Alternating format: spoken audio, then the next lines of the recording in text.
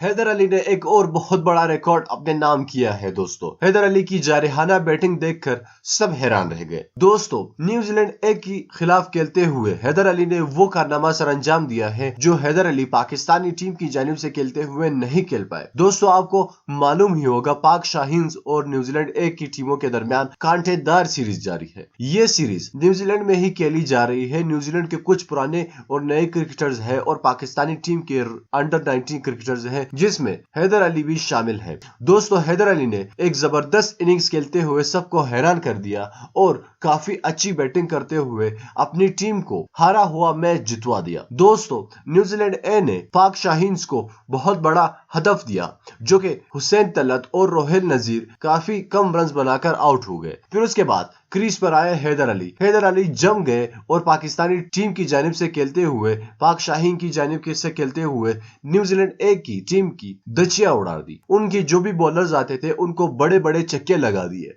दोस्तों, मजे की बात तो यहाँ पे आई जब ग्राउंड तो काफी ज्यादा छोटा था।